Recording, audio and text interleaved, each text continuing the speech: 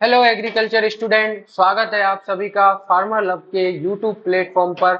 मैं अभिषेक शर्मा और हम आज कंक्लूड करने वाले हैं अपनी एग्रीकल्चर मार्केटिंग की सभी क्लासेस को। जैसा कि आपको बताया था कि मैं आज जो है इसको कंक्लूड करने वाले हैं, तो आज हम जो है महत्वपूर्ण विषयों को इसमें कंक्लूड करेंगे। जैसे कि आज हम चर्चा करने वाले हैं नाफेद के बारे में, ट्रेड के बारे में, जेट के बारे में और डब्ल्यूटीओ के बारे में, सीडब्ल्यूसी के बारे में और एसडब्ल्यूसी के बारे में। इसके साथ ही हम नाबार्ड के बारे में भी जानेंगे और ग्रेडिंग एंड स्टैंडर्डाइजेशन के बारे में भी जानेंगे। इन सब के बारे में जानते हुए आज हम अपने इस सिलेबस को कंप्लीट कर देंगे और एग्रीकल्चर मार्केटिंग आपका आज हो जाएगा कंप्लीट। लेकिन दोस्तों, मैं आपसे कहूंगा कि जब आप अपने कोर्स को कंप्लीट कर लें, तो जब एग्जाम टाइम आपके करीब हो, तो उस समय आप जो है इस वीडियो को एक बार फिर देख लेंगे। उससे क्या होगा कि आप जब एग्जाम में बैठेंगे तो आपको कोई भी डाउट नहीं रहेगा और आप बेझिझक लिखते जाएंगे, क्योंकि आपने एक बार अब देख लिया और एक बार जब आप एग्जाम देने जाएं उस समय जो है जो डाउट आपके बने उनको एक बार और रिपीट कर लेना, जिससे कि आपको अच्छे से और समझ में आ जाएगा। तो चलते हैं आगे। सबसे पहले हम बात करते हैं नाबार्ड के बारे में।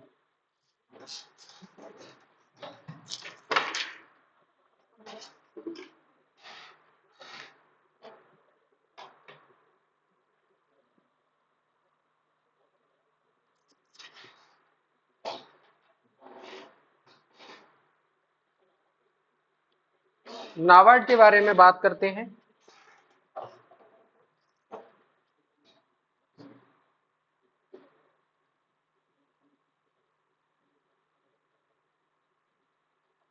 नाबार्ड, जिसकी फुल फॉर्म है नेशनल नेशनल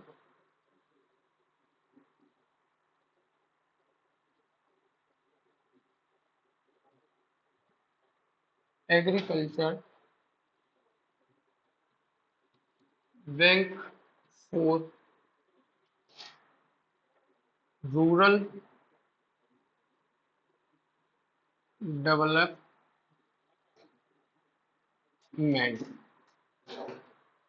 नाबार्ड, जिससे national agriculture bank for rural development, अर्थात यह एक बैंक है जिसको रूरल डेवलपमेंट के लिए बनाया गया था।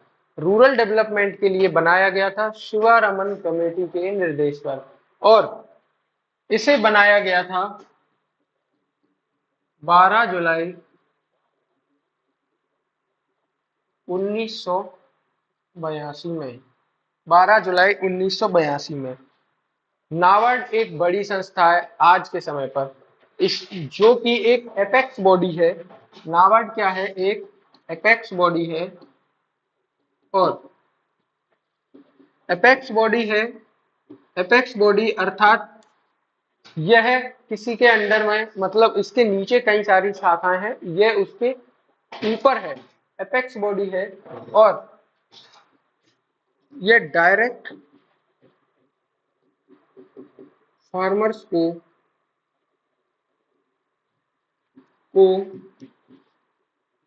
लोन प्रदान नहीं करता है, अर्थात इसके द्वारा डायरेक्ट किसी भी संस्था को लोन प्रदान नहीं किया जाता है। यह किसी एक संस्था को डिस्ट्रिक्ट लेवल पर देगा, तो उसके बाद जो है फार्मर्स तक पहुंचेगा। यह एक प्रकार की प्रक्रिया है, तथा इस प्रक्रिया को इसी तरह विस्तृत बनाए रखने के लिए नाबार्ड कई तरह के रूल्स रेगुलेशन अपने उसमें ऐड करता है। साथ ही हम जानते हैं कि नाबार्ड इसके अतिरिक्त और क्या क्या काम करता है। तो नाबार्ड अपना मार्केटिंग प्रोड्यूस से संबंधित काम करता है, मार्केटिंग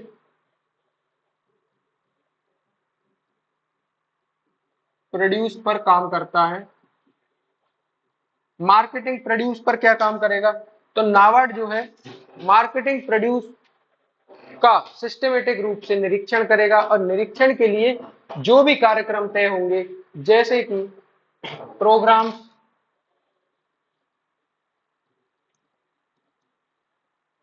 प्रोजेक्ट्स, ये सब जो है नाबार्ड तय करेगा। नाबार्ड जो है इनके आउटलेट बनाएगा और डिजाइन तैयार करेगा, उसे जो है नीचे की ओर फॉरवर्ड करेंगे। और जो गोडाउन के कंस्ट्रक्शन है, गोडाउन के कंस्ट्रक्शन,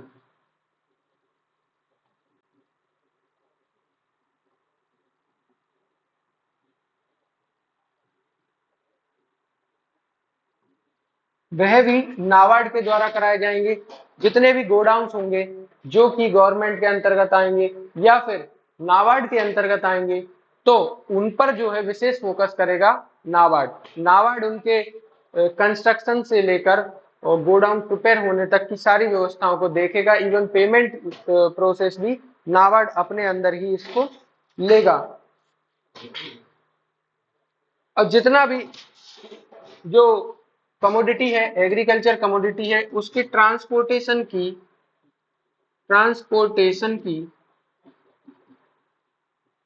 व्यवस्था नाबार्ड के द्वारा की जाएगी। व्यवस्था भी इसी के द्वारा की जाएगी। इसके ट्रांसपोर्टेशन की व्यवस्था भी नाबार्ड के द्वारा की जाएगी। साथ ही जो प्रोसेसिंग यूनिट है, प्रोसेसिंग यूनिट्स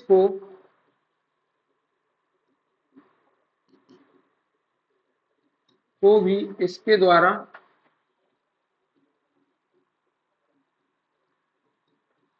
मैनेज किया जाएगा।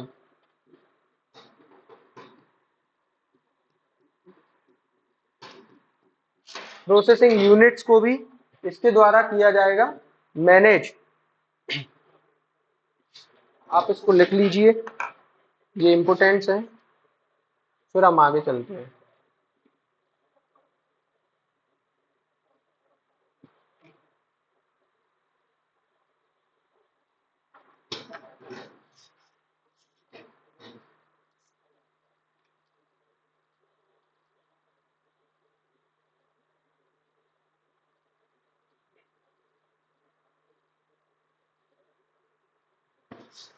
इसके बाद हम पढ़ेंगे नाफेद के बारे में।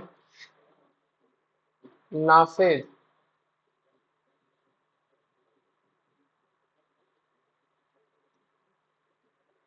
नाफेद एक इंस्टीट्यूट है जो कि नाबार्ड की तरह ही वर्क करता है, बस यह पेमेंट जैसी व्यवस्थाओं को नहीं करता है।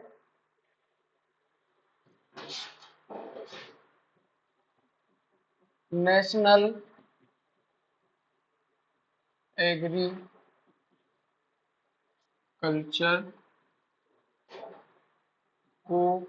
कोऑपरेटिव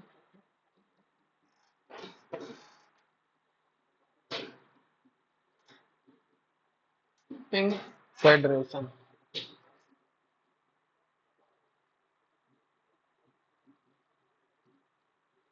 नाफेड जो है national agricultural cooperative marketing federation है तथा इसकी जो है इस्टेब्लिशमेंट, इसका इस्टेब्लिशमेंट जो है अपना 1958 में हुआ था। इस्टेब्लिशमेंट इसका 1958 में हुआ था। और नाफेद जो है, नाफेद का बहुत बड़ा रोल है देश में हर एक गोडाउन्स में, इवन देश से बाहर, देश के भीतर जितनी भी एग्रीकल्चर कमोडिटीज हैं देश के अंदर, उनका जो है रेगुलेट किसके द्वारा किया जाएगा, नाफेद के द्वारा रेगुलेट किया जाएगा। तो सबसे पहला होगा रेगुलेशन। रेगुलेशन रेगुलेशन जैसे कि एक स्टेट से दूसरे स्टेट में जब हम अपनी कमोडिटी को ले जाएंगे तो हमें एनओसी नो ऑब्जेक्शन सर्टिफिकेट की आवश्यकता होगी, जैसे कि बॉर्डर लाइन पर चेक किया जाता है, बॉर्डर पर चेक किया जाता है। अब बॉर्डर कौन सा, जैसे कि राजस्थान से ज्वार बाजरा एमपी के लिए आएगा, तो यहां से एनओसी बनवानी पड़ेगी हमें, किसके द्वारा, नाफेड के द्वारा हमें एनओसी बनवानी पड़ेगी। और नाफेड जब एनओसी दे देगा, उसके बाद जो है यह एमपी आ जाएगा। क्या, जो आप कमोडिटी राजस्थान से ला रहे थे वह कमोडिटी यहाँ आ जाएगी। उसके बाद नाफेड जो है प्रमोशन भी करता है। अब प्रमोशन किस चीज का करेगा, नाफेड प्रमोशन करेगा एग्रीकल्चरल कमोडिटीज की, जो कि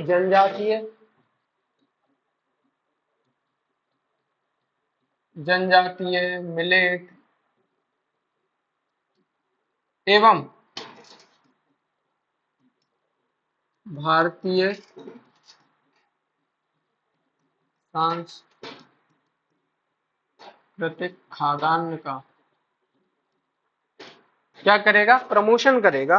और प्रमोशन के लिए जितना भी फंड है और जितना भी एडवर्टाइजमेंट सिस्टम लगेगा, वो सब नाफेद करेगा, क्योंकि नाफेद ही इसको प्रमोट करता है। हालांकि प्रमोशन अलग अलग जगह पर अलग अलग इंस्टीट्यूट में मेंशन किया गया है, तो हर एक इंस्टीट्यूट का एम होता है प्रमोशन। तो आजकल तो प्रमोशन हर एक इंस्टीट्यूट करता है, चाहे वह नाबार्ड हो, नाफेद हो, या और भी मार्क फेड आता है, और भी है सीडब्ल्यूसी, जैसे कई सारे इंस्टीट्यूट हैं, सब जो है प्रमोशन करते हैं।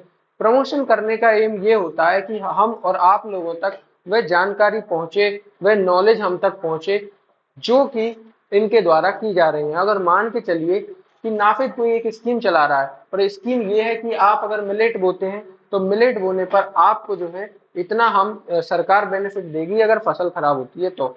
अब एक बात बताइए, जब वो नॉलेज आप तक आई नहीं, इंफॉर्मेशन आप तक आई नहीं, तो फिर उसका क्या मतलब वो तो फिर आपके बेनिफिट की नहीं हुई, उसका तो किसी और को बेनिफिट हुआ। आपको बेनिफिट कब होगा, जब ये लोग प्रमोशन करेंगे। प्रमोशन फिर चाहे कुछ भी हो, फिर वो कमोडिटी बन के प्रमोशन कराएं, या फिर कमोडिटी फील्ड में ही प्रमोट करा दें, मतलब दोनों ही कंडीशन में प्रमोशन जो है नाफेद या बड़ी बड़ी संस्थाएं जो है करती हैं। आगे हम बात करेंगे machine distribution. Machine distribution, machine distribution, machine distribution क्या है, तो नाफेड के अंतर्गत जो यंत्र होते हैं उनको कृषकों को प्राप्त कराना, अर्थात जो यंत्र सरकार के पास है, जो कि अवेलेबल है, तो उनका डिस्ट्रीब्यूशन किसानों तक कराना, जो संस्थाएं हैं इसकी और भी नीचे जो बॉडीज काम करती हैं उनको प्रदान कराना, ये सब जो है नाफेड इसके अंदर वर्क करेगा, मशीन जो है प्रोवाइड या डिस्ट्रीब्यूट करवाएगा। इसके बाद जो है टेक्निकल एडवाइस, टेक्निकल एडवाइस जो है नाफेड प्रदान करेगा। टेक्निकल एडवाइस, टेक्निकल एडवाइस भी ये प्रोवाइड करेगा। अब टेक्निकल एडवाइस कई तरह की होती है, जैसे कि स्प्रे एडवाइस है, कई सारी एडवाइस है कैसे क्या करना है। मान के चलिए कि कोई इंफॉर्मेशन है, और इंफॉर्मेशन कैसी है, टेक्निकल है, किस संदर्भ में, मार्केटिंग के संदर्भ में, तो कौन प्रोवाइड करेगा, नाफेड इसको प्रोवाइड करेगा। ये सब आपको समझ आया होगा, इसको आप उतार लीजिए, फिर हम आगे चलते हैं।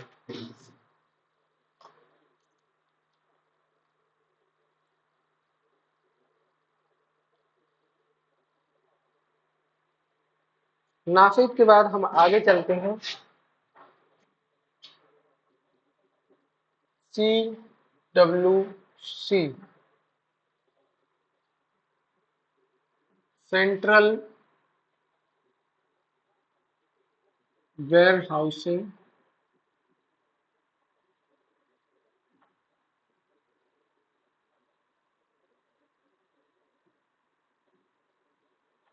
Corporation, central warehousing corporation, और ये आया था अपना 1957 में। सेंट्रल वेयर हाउस कारपोरेशन आया था अपना 1957 में। किस एम से आया था? तो इसको इसलिए लाया गया कि जो हमारा किसान है, जो हमारा फार्मर है, वह अपनी कमोडिटी को इधर उधर लेकर जाता है। जैसे कि किसी व्यापारी के पास गया तो उनके अलग अलग प्राइस होते हैं और उससे जो है किसान अपना वंचित हो जाता है। एक तो ये हुआ इसका एम। दूसरा, अगर मान के चलिए कि देश में युद्ध जैसी स्थितियां आ जाती हैं और भोजन की जो व्यवस्था नहीं हो पाती है, तो ऐसी स्थिति में भोजन जो है कहाँ से लाया जाएगा?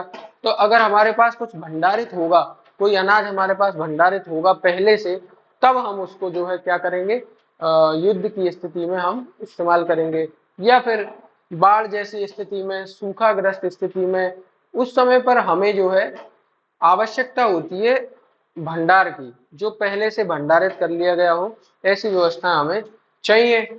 लेकिन ये कहाँ से मिलेंगी? तो इसके लिए सरकार ने सोचा और बनाया क्या, CWC, central warehousing corporation. इसका एम क्या है? तो इसका पहला एम तो ये है कि ये साइंटिफिक स्टोरेज करेगा। क्या करेगा? Scientific storage.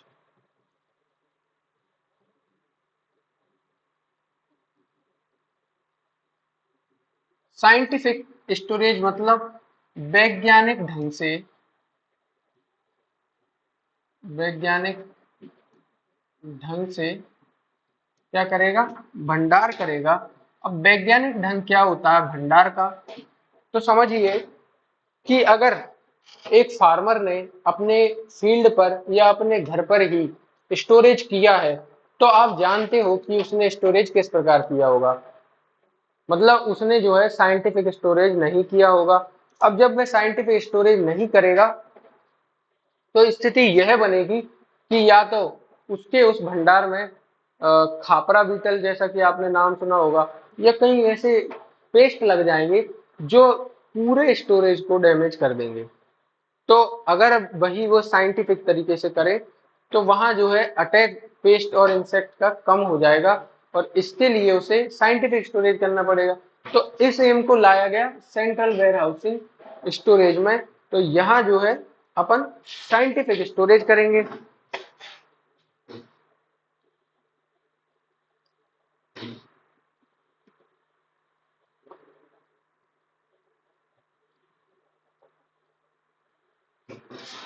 इसके अलावा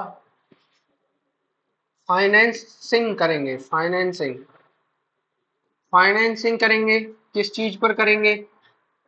आपका माल स्टोरेज हुआ, आपका माल स्टोरेज हुआ। जैसे कि आप फार्मर हो, तो किसान का जो है माल स्टोर किया।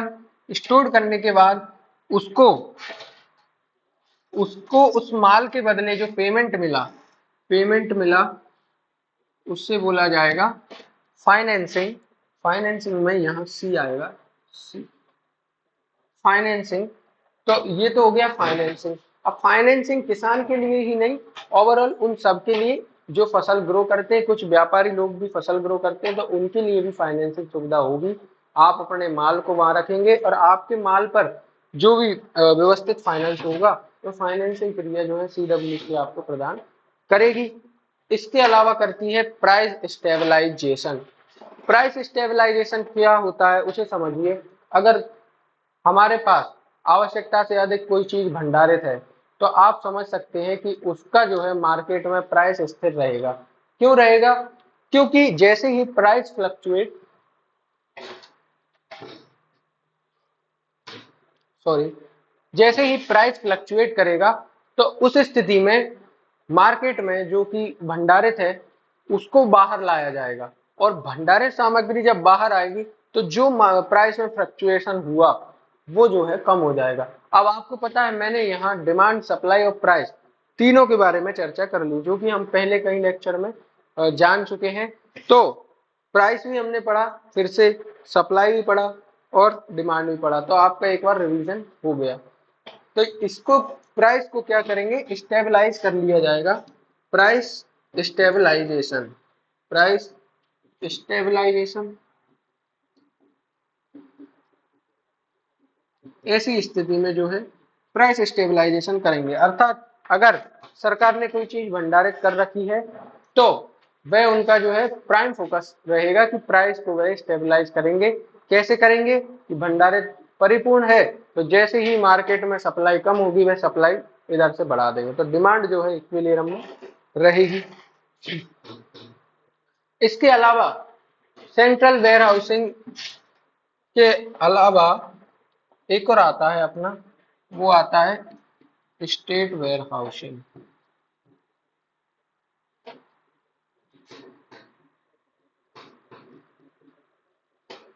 स्टेट वेयर हाउसिंग कारपोरेशन, ये क्या है? स्टेट वेयर हाउसिंग कारपोरेशन होती है, हर एक स्टेट में होती है। जैसे कि एमपी में होते हैं एमपीडब्ल्यूसीएल, और राजस्थान में भी होंगे आरजेडब्ल्यूसीएल, तो अलग अलग स्थानों पर अलग अलग नाम उन्हें दिए गए हैं। ये एक शासन द्वारा चलाए जाते हैं, जो कि उस स्टेट की शासन होती है। ये क्यों चलाए जाते हैं? क्योंकि स्टेट में भी कभी कोई अकाल जैसी स्थिति आ जाती है, सूखा पड़ जाता है या बारिश नहीं होती है, फसलों में कोई रोग आ जाते हैं या कोई ऐसी स्थिति आ जाती है, तो उस स्थिति में हर एक सरकार का मोटिव होता है कि वह अपने स्टेट से तो एक भंडारित प्रक्रिया को रखे।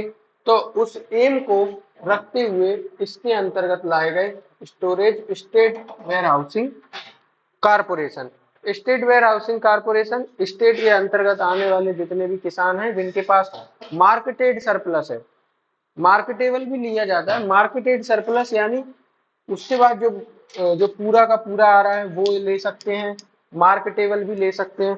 दोनों सरप्लस को आप क्या करेंगे, ये जो है भंडारित कर लेंगे, और भंडारित करने के बाद जो है एक निश्चित प्राइस एमएसपी, एमएसपी वो जो है किसान को प्रोवाइड करा दी जाएगी स्टेट वेयर हाउसिंग कारपोरेशन के अंतर्गत। तो भंडारित कर लिया जाएगा। भंडारित से मतलब ये है कि पेमेंट पूरा हो गया, अब जो है ये सरकार की प्रॉपर्टी हो गई, तो ये भंडारित हो गया।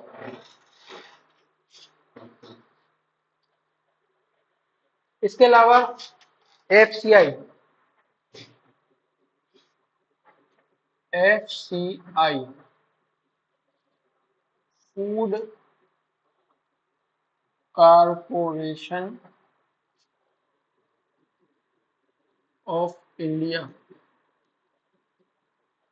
Food food corporation of India, ये आया अपना 1 जनवरी 1965 में। इसको लाया गया food corporation, food corporation act 1964 के थ्रू, फूड कारपोरेशन एक्ट 1964 के थ्रू इसको लाया गया। और फूड कारपोरेशन ऑफ इंडिया का जो मेन एम है, जैसे हम सेंट्रल वेयर हाउसिंग के बारे में अभी पढ़ रहे थे, तो सेंट्रल वेयर हाउसिंग भी इसके अंतर्गत आ जाते हैं, स्टेट वेयर हाउसिंग भी इसके अंतर्गत आ जाते हैं। अर्थात फूड से रिलेटेड हर एक चीज को यह रेगुलेट करेगा। रेगुलेट इट मीन्स कि उन संस्थाओं पर निगरानी करेगा, और फूड के लिए जो भी नियम कानून जो होते हैं वह जो एफसीआई तैयार करेगा। और ये जो है मेन फोकस करता है स्टोरेज स्टेबलाइजेशन पर, स्टोरेज स्टेबलाइजेशन पर इसका जो है मेन फोकस होता है। स्टेबलाइजिंग से मतलब क्या है? स्टेबलाइजिंग से मतलब है स्थिरता बनाए रखना उन सभी क्षेत्रों में, जैसे कि कुछ वेयर हाउस है वहां जो है आवश्यकता से अधिक अगर कोई स्टोरेज कर रहा है, जैसे कि एक वेयर हाउस की एवरेज जो है 10.3 मिलियन टन तक अपना एवरेज भंडारण होता है, तो अगर इससे ज्यादा भंडारित किया जाता है तो उसके लिए एफसीआई रेगुलेट करेगी और उस उसकी पात्रता को एफसीआई जो है खत्म कर सकती है। तो ये तो है रहे एफसीआई के मेजर वर्क। अब हम इसके बाद बात करने वाले हैं ट्रेड के बारे में।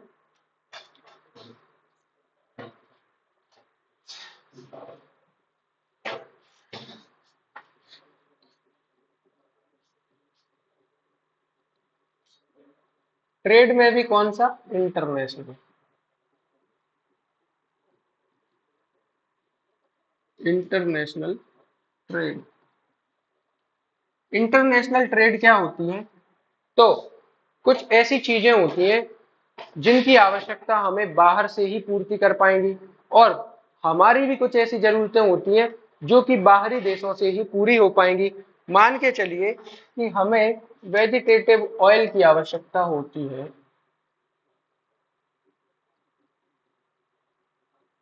जो कि गल्फ कंट्रीज से इंडिया में आता है।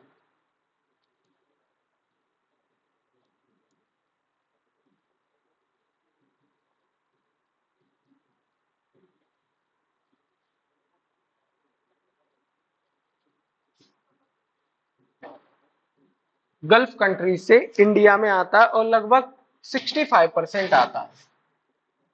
अब हम जो है इंटरनेशनल ट्रेड कर रहे हैं। ये ट्रेड का क्या स्तर है? इंटरनेशनल ट्रेड है। इस ट्रेड में जो है दो देशों के बीच क्या होगा? इंटरेक्शन होगा। यहां जो है गल्फ कंट्री होगी और इधर होगा इंडिया। वहीं अगर बात करें तो हम कुछ पल्सेस, ग्रेन्स जो है अन्य देशों में सप्लाई करते हैं।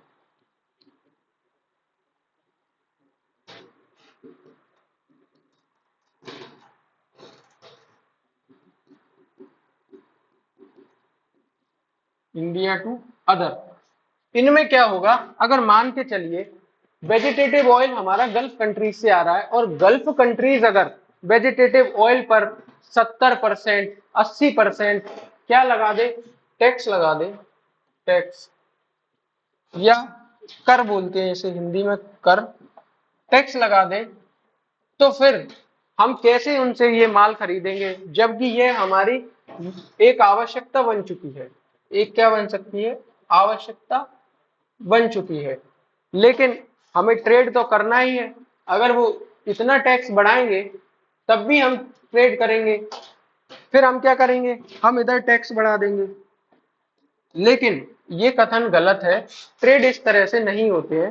ट्रेड के लिए रूल्स रेगुलेशन बनाए गए हैं जिन्हें फॉलो किया जाता है, और वे किस प्रकार बनाए जाते हैं वे मैं आपको बता देता हूं। सबसे पहले इसके रूल्स रेगुलेशन के लिए आया था गेट,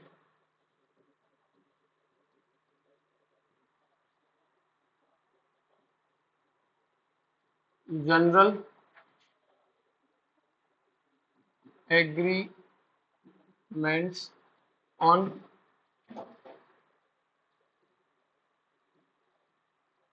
टैरिफ एंड ट्रेड्स। ये अपने 1947 से 48 के समय आया। इसको क्यों लाया गया? इसको इसीलिए लाया गया, मैंने पहले जो मसला आपको बताया था उस मसले को हल करने के लिए इसको लाया गया। चूंकि मार्केट में अगर दो देश आ रहे हैं तो किसी देश के पास किसी चीज की अधिकता है, और अगर वह देश उस अधिकता को अपने टैक्स या अन्य किसी कारणों से वसूले तो यह अच्छा नहीं होगा। इसके लिए कुछ रेगुलेशंस होने जरूरी है, जो कि उस समय 1948 के समय गेट के थ्रू लाया गया, और गेट के थ्रू इसको आगे बढ़ाया गया। इसका जो है हेडक्वार्टर रहा जिनेवा में।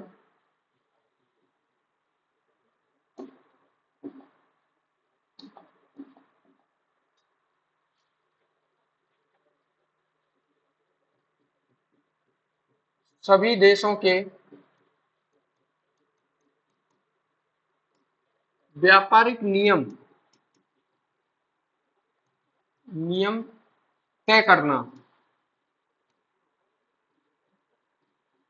सभी देशों के जो व्यापारिक नियम है, जैसे कि इंडिया से अगर कोई चीज जाएगी तो उस पर वह कितने परसेंट टैक्स लगा सकता है, वह ये इन चीजों के द्वारा डिसाइड किया जाएगा। अर्थात गेट एक समिति है और इसमें कई सारे देशों का अपना जो है गठबंधन है, तो उसी तरह से आगे बढ़ा जाएगा। सभी देशों का व्यापारिक नियम तय करना और इंटरनेशनल ट्रेड संबंधी, इंटरनेशनल ट्रेड रिलेटेड, समस्याओं का समाधान करना, का समाधान करना भी इसके अंतर आता है। आगे वास्तविक आय में वृद्धि तथा वस्तु के लिए प्रभावशाली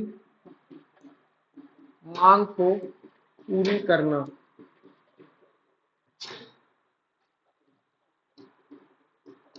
इस पॉइंट के द्वारा समझा जा सकता है कि अगर कहीं किसी जगह पर या किसी कंट्री में अगर पेट्रोलियम की कमी होती है तो उसे किस देश से प्राप्त करवाना है ये गेट डिसाइड करेगा और उसे वंचित नहीं रखा जाएगा उस प्रोडक्ट से। इसीलिए कुछ नियम्स जो है इसके अंतर्गत बनाए गए हैं।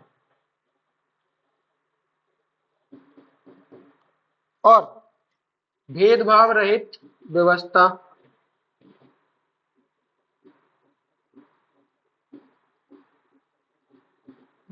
बनाए रखना और व्यापार संबंधी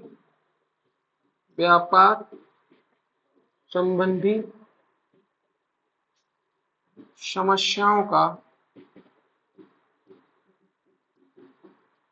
निराकरण करना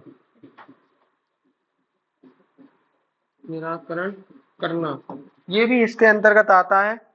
और सीमा संबंधी संशोधन के बारे में भी गेट जो है हस्तक्षेप करता है और आगे बढ़ाता है। बाद में फिर गेट को 1995 में डब्ल्यूटीओ में परिवर्तित कर दिया गया। इसके लिए एक उरुग्वे राउंड करके एक ट्रीट हुई थी और तो उसमें जो है इसको संशोधित किया गया। कई सारे देशों ने कई सारी चीजों को मानने से इनकार कर दिया, तो नए सिरे से जब इसको शुरुआत की गई तो वहां जो है उपस्थित लोगों ने इसके नाम के बदलाव में भी थोड़ा सा परिवर्तन किया, थोड़ा सा क्या पूरा ही कर दिया। आज भी जो है गेट डब्ल्यूटीओ के अंतर्गत आती है और डब्ल्यूटीओ जो है अब नई संस्था है। गेट के स्थान पर डब्ल्यूटीओ अब एक नई संस्था है जिसकी फुल फॉर्म है वर्ल्ड ट्रेड ऑर्गेनाइजेशन। और ये जो है 1995 से अब तक है। इसको उरुग्वे राउंड के तहत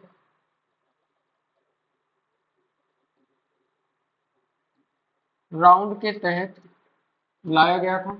उरुग्वे राउंड एक प्रकार की ट्रीटी है जिसके तहत इसको लाया गया था और ये जो है विश्व व्यापार को रेगुलेट करेगा।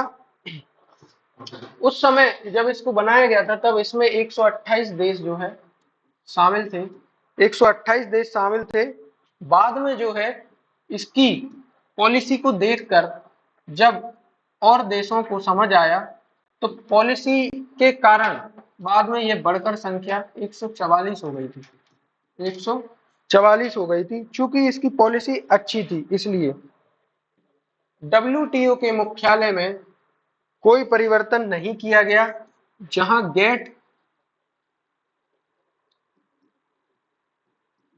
गेट का मुख्यालय था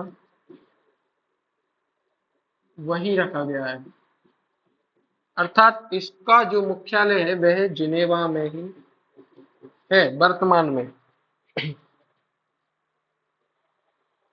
इसको भी कई सारी और नीचे इसके जो सब्सिडरी बॉडीज हैं वह इसको रेगुलेट कराती हैं, क्योंकि यह जो है वर्ल्ड ट्रेड ऑर्गेनाइजेशन को फॉलो करता है। तो इसके नीचे और भी जो छोटी छोटी संस्थाएं हैं वो इसको रेगुलेट करती हैं। डब्ल्यूटीओ के ऑब्जेक्टिव लगभग गेट के समान ही है, इसमें थोड़े बहुत ऑब्जेक्ट और ऐड किए गए होंगे, अन्यथा सभी जो है गेट के समान है। इसके बाद जो है हम आखिरी में पढ़ेंगे आईपीआर। आईपीआर और ये हमारा लास्ट टॉपिक है। इसके बाद जो है आपका कंप्लीट सिलेबस हो जाएगा agriculture marketing trade and price का। अब हम आईपीआर क्यों पढ़ रहे हैं उसका कारण समझ लीजिए, क्योंकि हमने पूरे सब्जेक्ट में प्रोडक्ट के बारे में डिटरमाइन किया था, तो अंत में जो है उसके संरक्षण के लिए हम क्या करेंगे उसके लिए भी हमें जानना चाहिए। IPR is the intellectual property right. इसकी जरूरत क्यों पड़ी?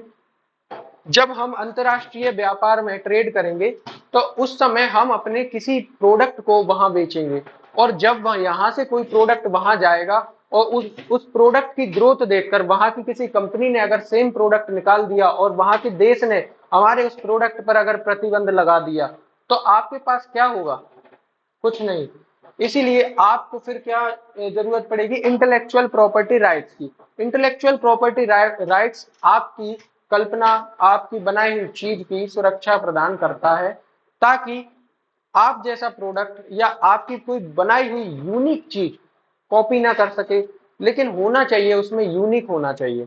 ऐसे ही नहीं कि कोई भी आपने कॉपी पेस्ट किया और आप उसको आईपीआर ले सकते हैं, ऐसा नहीं है। आपको आईपीआर मिलेगा नई चीजों के लिए, नोवेलिटी के लिए, यूनिक हो उसके लिए आपको आईपीआर दिया जाता है। तो ये था intellectual property right. Intellectual property right दिया जाता है कई सारी चीजों पर, लेकिन हम जो है कुछ दो चार महत्वपूर्ण इंटेलेक्चुअल प्रॉपर्टी राइट्स के बारे में समझेंगे। इसमें आते हैं अपने ट्रेड सीक्रेट। पहला है अपना trade secret,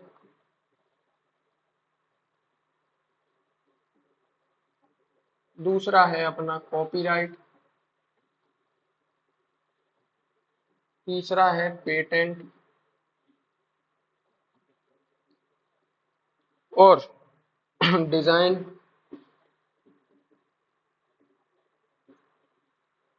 geographical indication,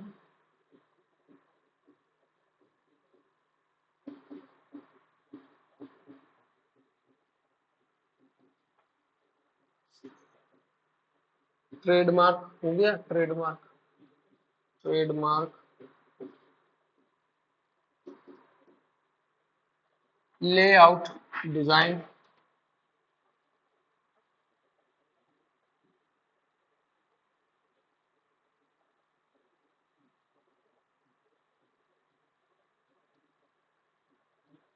design, और plant breeder right, plant breeder right.